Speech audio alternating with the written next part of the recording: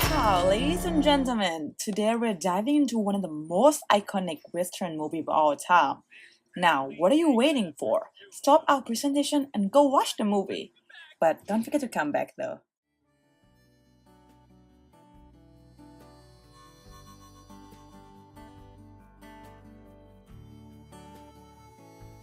High Noon is a classic American Western from 1952, directed by Fred Zinnemann, screenplayed by Carl Foreman, and based on the Teen Star from 1947 short story in Collier by John Cunningham. Now, before you think this is just another typical Western, let me tell you this. High Noon is a film that goes far beyond gunfights and cowboy hats. It's a story about moral courage, personal responsibility, and standing up when no one else will. The plot is very simple. High Noon is about Marshall Will Kane, who is about to retire and marry his new bride, Amy. Just as they are about to leave town, he learns that a dangerous outlaw, Frank Miller, is coming back on the noon train to get revenge on him. Although Amy begs him to leave, Kane feels it is his duty to stay and face Miller. As the clock ticks closer to noon, Kane seeks help from the townspeople he's long protected. But one by one, they all refuse to help him out of fear.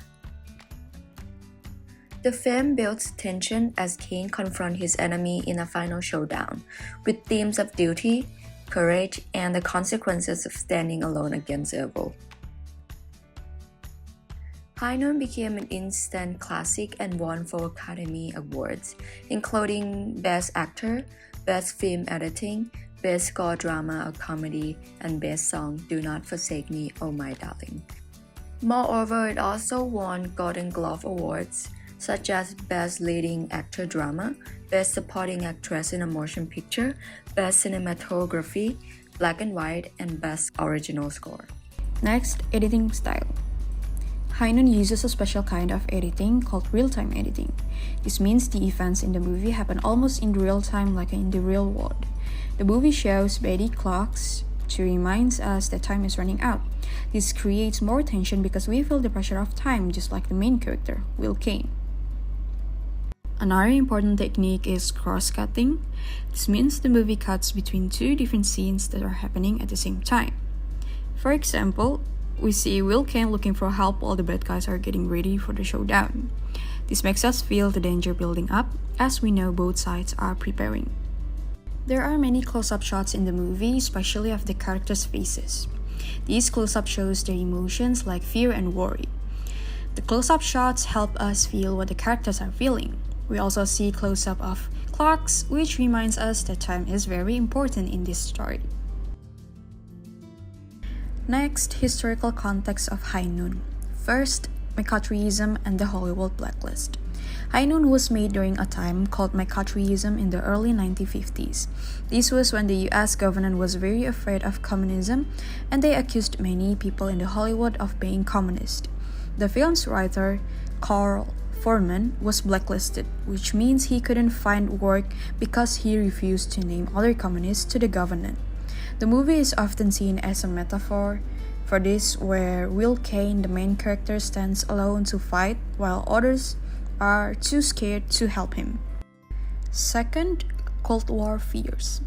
The Cold War was a big conflict between the US and the Soviet Union during this time. People were very afraid of communism spreading. The movie shows Will Kane standing alone, which represents the fight of one person against fear and oppression. This is like how some people in real life had to stand alone against political pressure. Lastly, supervision of the Western genre. High Noon is also different from other Western movies of that time. Most Westerns were about brave heroes fighting bad guys, but in this movie, the focus is more on Will Kane's moral struggle and the failure of the community to help him. This represents how during McCarthyism, many people didn't stand up for what was right because they were scared.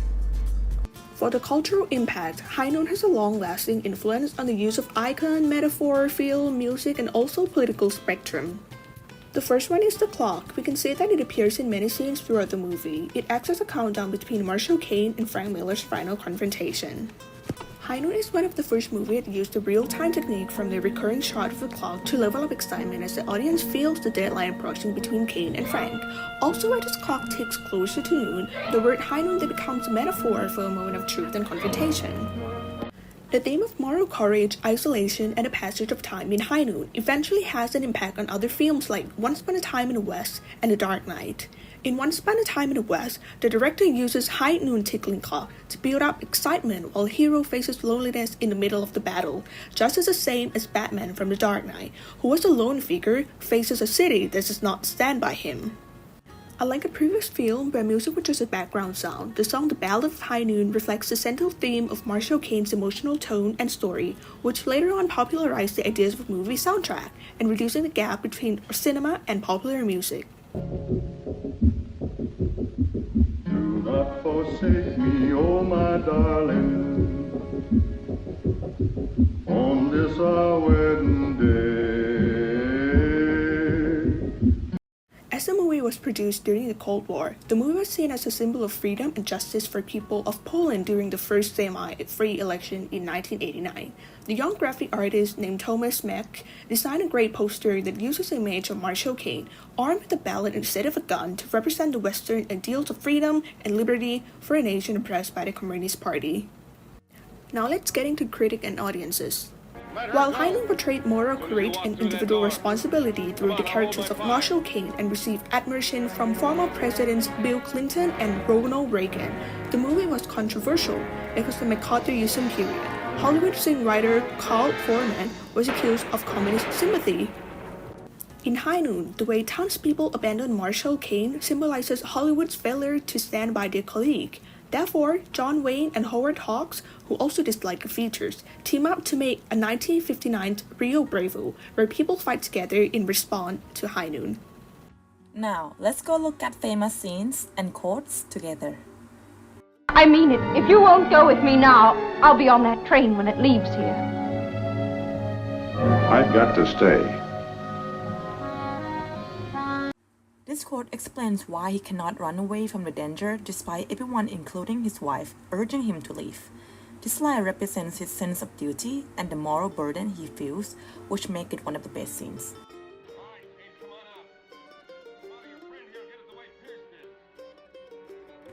This is another one of the famous scenes where we'll choose Frank with Amy's help. It's not just the climax of the film's action, it is a powerful symbolic moment that encourages the film's theme of moral complexity, the importance of personal loyalty, and the cowardice of people.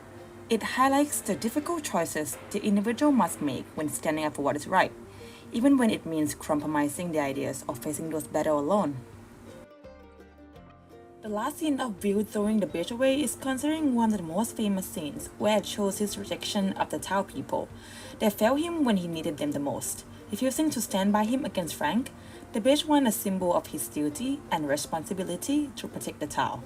It becomes meaningless to him because the community has shown itself to be unworthy of his protection. Now let's look at the memes and fun facts in the movie High Noon. Now, this meme is called the Lonely Walk meme. It is a scene where Will Kane walks alone down a deserted street, has been memed to represent a situation where someone is left to face challenges alone. It's often used in humorous contexts where someone is abandoned by their friends or colleagues. Another fun fact is that Gary Cooper was not the first choice of the role of Will Kane.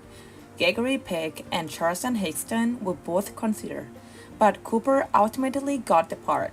Cooper, who was 50 years old at that time, also worried that he was too old to play a newly married man, but he turned out to deliver an iconic performance. However, if High Noon were coloralized, it would change the film's mood and overall impact. The original black and white style creates tense atmosphere that highlights moral struggles, but color would make it feel softer and less intense.